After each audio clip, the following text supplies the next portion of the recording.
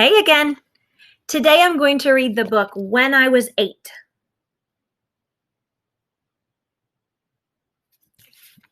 This is written by Christy Jordan Fenton and Margaret Pokiak Fenton, and the art is by Gabrielle Grimard.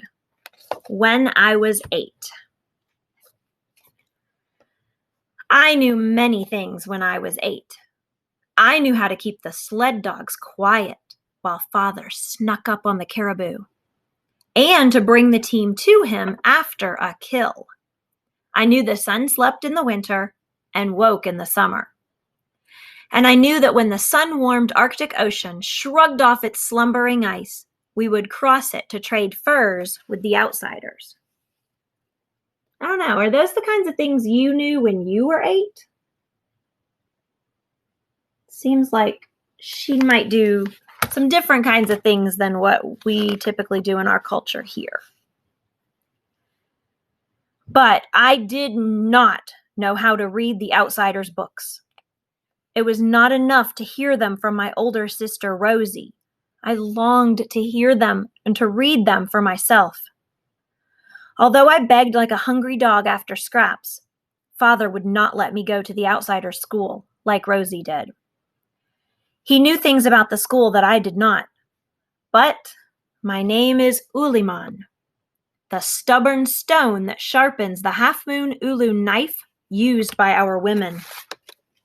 You see the picture of the knife and the stone? So it's very stubborn, and she's named after that, Uliman.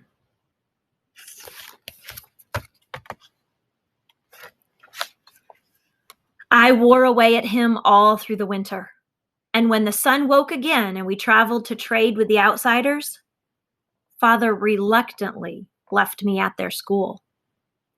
A black-cloaked nun cut my hair. I felt naked as my braids fell to the floor. Stripped of my warm parka, I was made to wear a thin pinafore and scratchy underwear, with stockings too small to stay above my knees.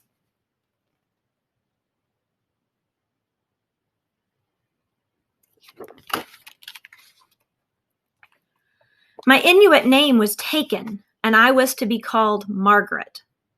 All I had left was a beautiful book my sister read me about a girl named Alice. I hugged it to my chest and tried to be brave like the girl in the story.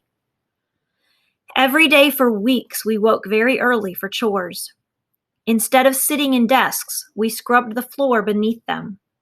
We washed walls and dishes and laundry, and then we went to church and kneeled on our already aching knees to clean our souls.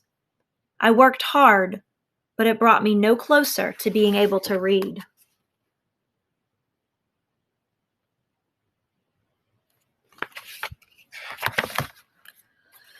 When the first skiff of snow returned and my hopes were nearly dead, the kindly head nurse led us to a classroom and told us to be seated. At last, we were going to learn how to read! Behind the teacher's desk sat the nun who had cut my hair. I didn't want her for a teacher, but I sat very tall so she would know I was eager to learn. A few older girls raised their hands, so I did too. The nun laughed and motioned for me to stand and read. Read? I couldn't even speak English. I scowled at her as the other girls giggled. Instead of learning to read that day, I spent the rest of class with my nose in the corner and my stockings slouched down around my ankles.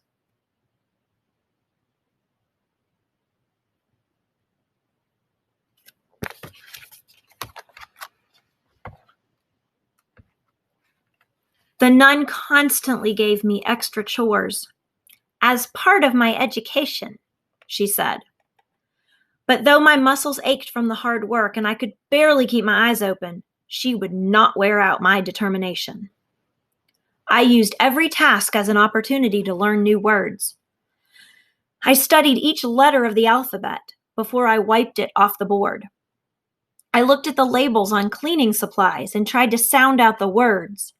I even studied the writing beneath the pictures in the hall. Think about all the places that you can find words and all the ways she was practicing trying to read. These things improved my reading, but I longed to read an actual book. My book.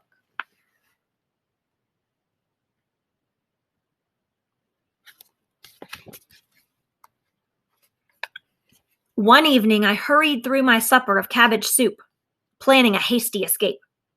I couldn't wait anymore. I dashed into the hall. But the nun was waiting for me. "Not so fast, Margaret. There are pots to be scrubbed," she said in a threatening tone, and marched me back to the kitchen. With my arms in scalding hot water up to my elbows, I couldn't hold back my frustration. "I could be reading," I muttered. "What?" the nun demanded, her shoes creaking as she crossed the kitchen. She pinned me up against the sink. Slowly, a smile spread across her thin lips. "Fetch me a cabbage from the basement," she ordered.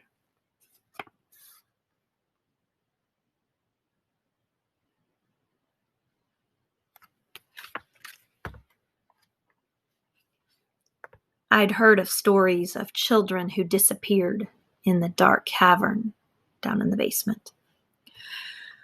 I descended each step deliberately, hiding my fear.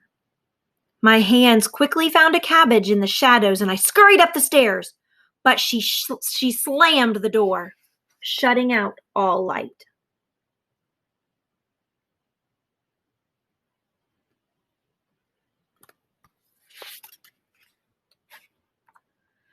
I pulled the handle. It was locked. A scream built up in my chest, but I held it in. I closed my eyes, pulled up my stockings, and breathed deeply until I could feel my father's presence.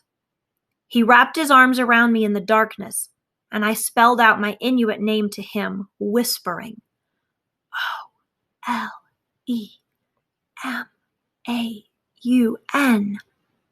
His proud smile made me stronger, so I worked through the name of my distant home. Bankisland.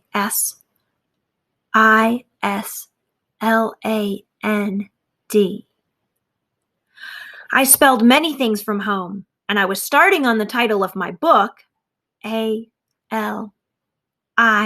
when the door opened. I squeezed past the nun and returned to the sink. Her angry black eyes raised goosebumps on the back of my shaved neck, but she could not make me cry.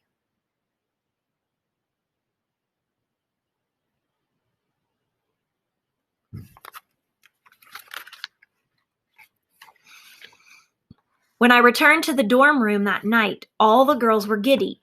Everyone had beautiful new dark stockings. I pulled off my old one, took my place in front of the nun, held out my hands, and closed my eyes. The nun cackled loudly as she handed my pair to me. Laughter instantly filled the room. They're red, I stammered in disbelief. Only circus clowns wore red stockings. I ran to my bed and opened my book. I stared at the letters, holding back the tears, until those letters became words, which grew into a familiar story. I could almost hear my sister's voice reading about the cruel queen, and I let the story carry me far away from the laughter.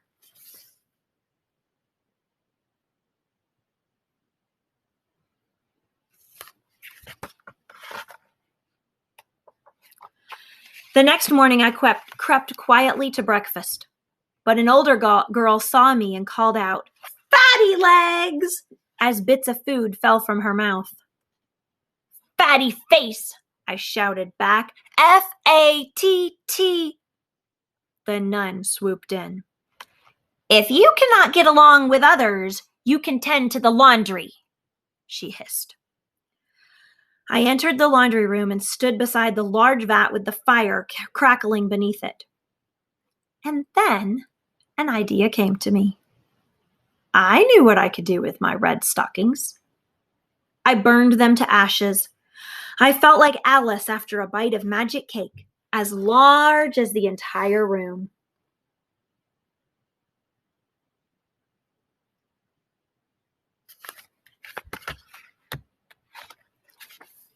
When the nun saw my bare legs, she exploded. "Margaret, put on your stockings!" she demanded. I set my jaw and crossed my arms. "I can't," I said. "Why not?" "I just can't." Her face grew very red, and she ordered everyone to search the room. Like the Queen's henchmen in my book, they scurried around, upturning everything. Books were torn from shelves and blankets off beds. No one was calling me fatty legs now, and no amount of searching would ever bring those stockings back.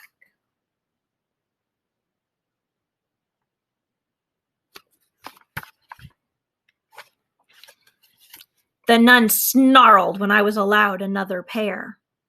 In my new, thick, gray stockings, I felt victorious. But when I strode into class the next day, the nun slammed a book on my desk. It was a green reader book, like the ones the older girls used. "Page 34, she said. Ooh, look at those stockings.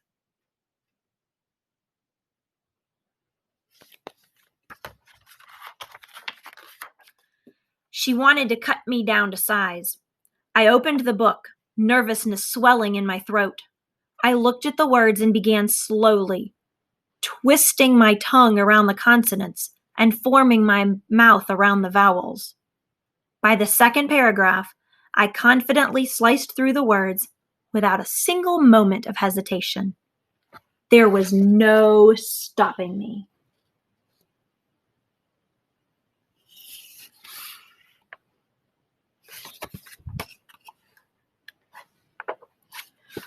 When I finished, I looked up, but the nun was facing the board. "Sit down, Margaret," she said. I felt a great happiness inside that I dared not show. I quietly took my seat.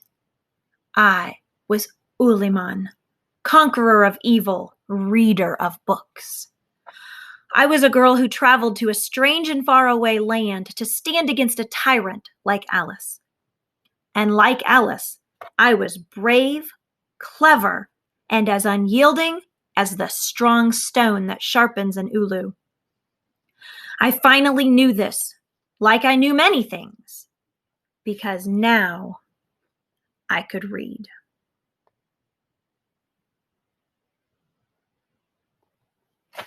Thanks for watching.